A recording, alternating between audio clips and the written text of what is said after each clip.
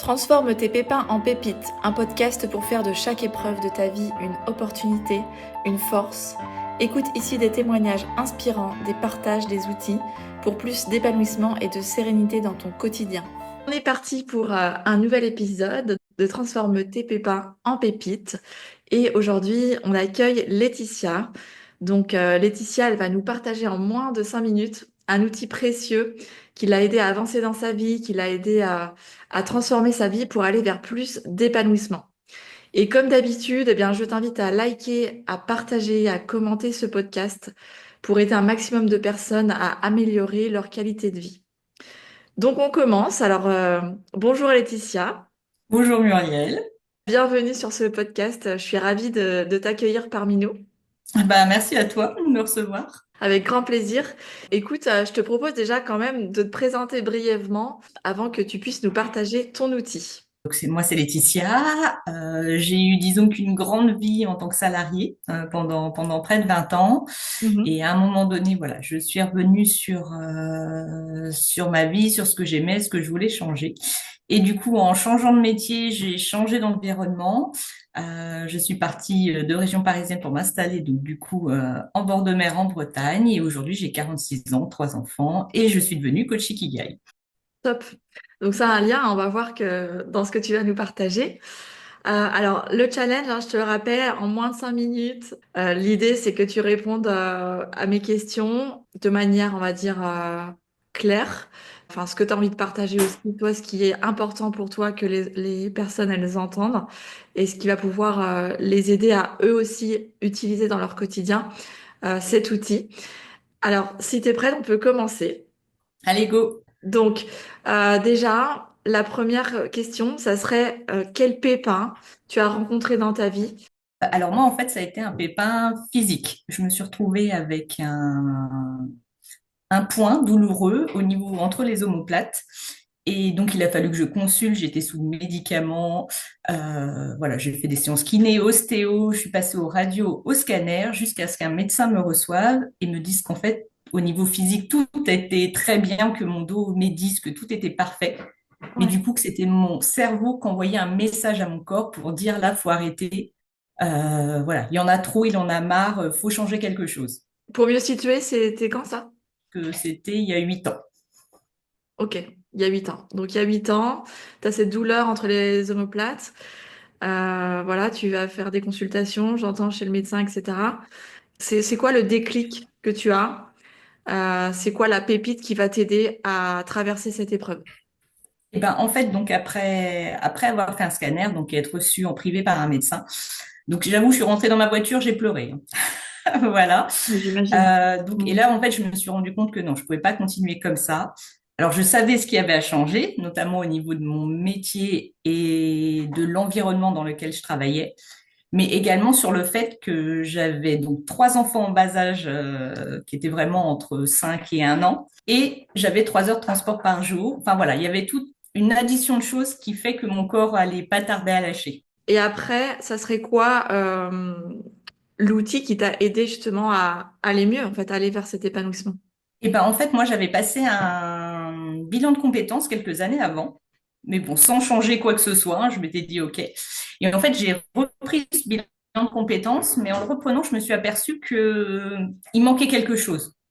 Il manquait la notion de donner du sens à sa vie, le fait de se dire qu'est-ce que j'aime profondément, quelles sont les activités qui me font perdre la notion de temps, ça, il n'y avait pas en fait. Mhm. Et donc, je me suis intéressée à un outil que je connaissais, mais que je n'avais jamais appliqué pour moi, parce qu'avant, je travaillais dans les RH pour restituer, Ok. qui est une méthode qui s'appelle l'ikigai, qui est au départ une philosophie japonaise et qui a été transformée en fait en outil et qui est utilisée ouais, dans le cadre souvent de reconversion. Ikigai, ça veut dire quoi en japonais? C'est pas trop traduisible, mais en gros, c'est de trouver sa raison d'être. Ça va être voilà la vie et le sens. Ouais. Donc c'est de trouver ce qui fait qu'on a envie de se lever le matin et qu'on a envie de faire toutes Mhm. les activités qui vont se dérouler dans notre quotidien. Ok. Alors comment, pour mieux comprendre comment cet outil t'a aidé justement à aller vers ta raison d'être, vers ton pourquoi? Ça va être un mélange et une intersection en fait entre ce qu'on aime, ce pourquoi on est doué, ce pourquoi on peut être payé et ce dont le monde a besoin. Et en fait, à l'intersection de toutes ces, un petit peu ces données, ces quatre cercles, on va trouver notre raison d'être. Et du coup, tout ce qu'on va faire, eh ben, on sait pourquoi on le fait. On connaît Mhm. notre vision, on sait pourquoi, du coup, on se lève le matin, on sait pourquoi on va travailler, dans quel but. Et ça t'a pris combien de temps pour faire ton Ikigai? Alors, c'est un exercice qui prend, alors surtout que je continuais à travailler, mais on va dire que sur un trimestre. Sur un trimestre pour vraiment aller à fond, En profondeur, ok. ouais, en profondeur. Et alors pour rebondir, j'entends que c'est un outil qui se travaille, c'est un outil évolutif qu'on fait, on refait. Enfin, moi-même, je suis en train de le refaire là, en ce moment. C'est un outil que j'utilise aussi donc avec l'art thérapie pour, en complément avec le human design aussi pour aider les personnes à mieux se connaître. Mais c'est pas, enfin, ce que je veux dire par là, c'est pas un outil, on le fait une fois et après c'est terminé, c'est classé.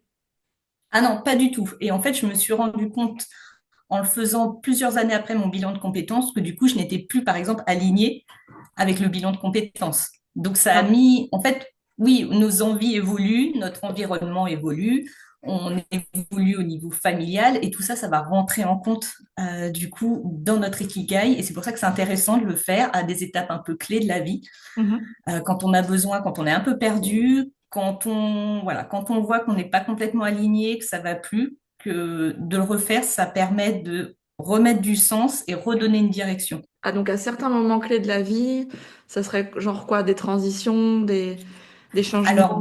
des transitions, ça peut commencer, par exemple, pour quelqu'un qui vient de terminer ses études, mais qui se rend compte que finalement, elle a peut-être pas envie d'exercer dans le métier, enfin dans la branche qu'elle vient d'étudier. Ouais. Ça peut être quand on trouve plus de sens au travail, quand on est complètement mais démotivé, qu'il n'y a plus rien qui nous intéresse. Ça peut être quelque temps après avoir été maman, par exemple. Ouais, c'est dans plein de situations différentes Oui. de la vie. Et est-ce que tu pourrais nous donner un conseil de par où on peut commencer, comment on peut l'utiliser quand, comme ça, on découvre, on connaît pas du tout l'ikigai?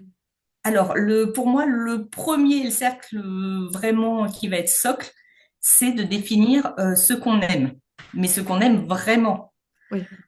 Et pour ça, pour moi, l'exercice, ça va être vraiment de se dire tout au long de ma vie, quelles sont les activités qui m'ont fait perdre et qui me font perdre encore actuellement toute la notion du temps. Donc, ça va être de devenir enfant, de se dire à quoi je pouvais jouer pendant mes des heures, et puis de passer à l'adolescence, Hmm. de passer quand on faisait ses études, quand on s'est installé, quand par exemple on a été en couple, quand on a eu des enfants, et actuellement en fait, c'est de se dire, voilà, à chaque étape un petit peu de ma vie, à mes différentes périodes, quelles sont le ou les activités qui me font perdre, enfin voilà, complètement, qui m'absorbent complètement, où j'en oublie qu'il faut, que c'est l'heure d'aller manger, que c'est l'heure de, voilà, de revenir un petit peu au quotidien. Et Ok. ça c'est très important parce que ça va nous permettre de remettre ces activités un petit peu dans notre vie et tout de suite on va retrouver de la motivation et de l'énergie. Ok. Donc j'entends, ouais, c'est retracer sa vie, en fait, certaines étapes de sa vie et aussi analyser ce qui s'est passé, ce qu'on a fait. Et pour terminer, ça serait quoi justement le message que tu aimerais passer à nos auditeurs en lien avec apprendre à mieux se connaître, mais je dirais aussi à pouvoir se créer une vie qui nous correspond, qui fait sens. Et ben c'est de temps en temps s'autoriser à prendre juste un temps pour soi et se demander, alors aujourd'hui, est-ce que dans ma vie de tous les jours, je fais ce que j'aime, même si je le fais pas toute la journée, personne ne le fait toute la journée, mais Hmm. ce que j'aime et ce pourquoi je suis douée, rien que ça. D'aligner, voilà, d'aligner son talent avec ce qu'on aime. Est-ce que ça, on le retrouve? Alors, pas forcément des fois au travail, mais rien que des fois à côté par des activités. Ok, j'ai un truc qui me... Je dis, ça veut dire que si on n'aime pas vider le lave-vaisselle, on arrête de le faire. C'est ça même. Après, je sais pas On si le délègue. quelqu'un au monde, j'aimerais trouver, enfin, je pense pas qu'il y ait quelqu'un au monde où son talent le plus grand, c'est de savoir remplir un lave-vaisselle, peut-être, hein. Ouais. Mais j'en suis pas Mais tu sûre. sais qu'il y a des enfants qui adorent faire ça. Oui, oui, oui, oui, Ça leur, oui. ils adorent ranger, trier, classer, etc. Ouais, ouais, il y a beaucoup, Peut-être ouais, que plus tard, ça Bon, va après, ça changer. leur passe, hein. Il y a une C'est ça. période après où faut les pousser, hein. C'est clair. Ok, top. Bah écoute, on va s'arrêter là pour ce podcast. En tout cas, un grand merci Laetitia pour ce partage. Moi, enfin, je t'invite, si vraiment toi aussi tu veux contribuer en fait à un monde meilleur, à plus d'humanité, à que les gens ils s'épanouissent de plus en plus et créent leur vie qui leur convient, eh bien, je te propose en fait de partager cet outil, de partager ce podcast au moins à une personne à qui ça pourrait parler, au moins à une personne bah, que tu penses que ça pourrait aider. Voilà, donc merci en tout cas pour votre soutien, votre écoute et encore merci Laetitia ben, d'avoir participé à ce podcast et Merci, merci. on se retrouve dans un prochain épisode. Je vous souhaite une très belle journée, à bientôt. Bonne journée. Ciao ciao.